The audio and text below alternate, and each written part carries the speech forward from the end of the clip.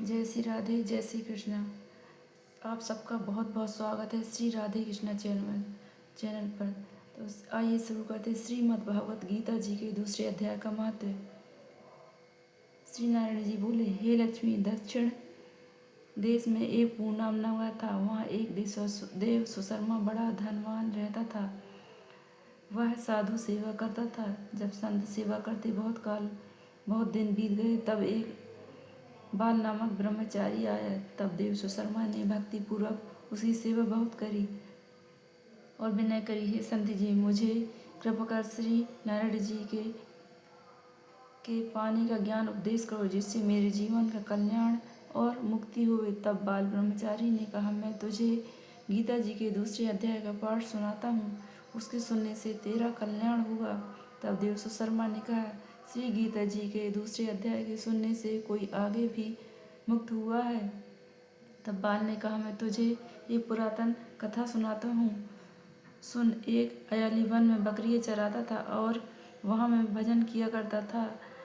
एक दिन रात को अयाली बकरियाँ लेकर घर को चला। मार्ग में एक सिंह बैठा था। एक बकरी सबसे आगे चली जाती देखकर शेर भाग गया। तब अयाली यह आश्चर्य देखकर बड़ा चकित हुआ और मैं भी वहाँ आ खड़ा हुआ। उस चरवाहे ने मुझे देखकर कहा, मैंने यह आश्चर्य देखा कि बकरी को देख से डर के भाग गया।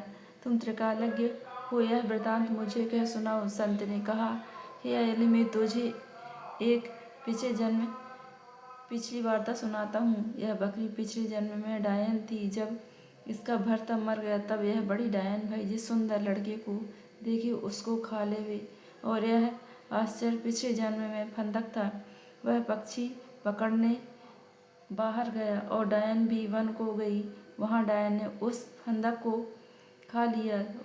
अब वही फंदक शेर हुआ और यह डायन, यह बकरी भई। शेर को पिछले जन्म की खबर है, इसलिए बकरी को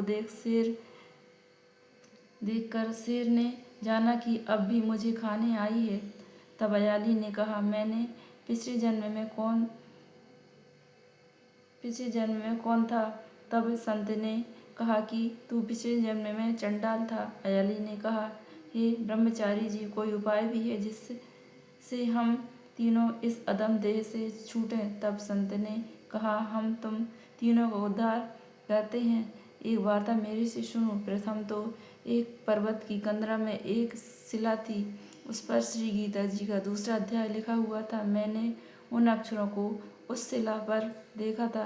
अब मैं तुम्हारे को मन, वचन और कर्म करके सुनाता हूँ, तुम श्रवण करो। संत जी ने गीता के अक्षर सुनाए।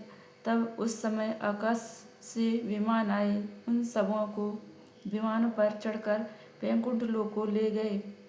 अधम देह से छूटकर देव देही पाई और देव सुशर्मा भी गीता ज्ञान को सुनकर मुक्त हो देवदेही पाए वैकुंठ को गया।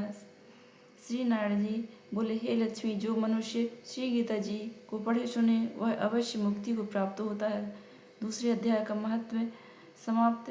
तीसरे अध्याय का महत्व अगले भाग में। जय श्री राधे, जय श्री कृष्ण।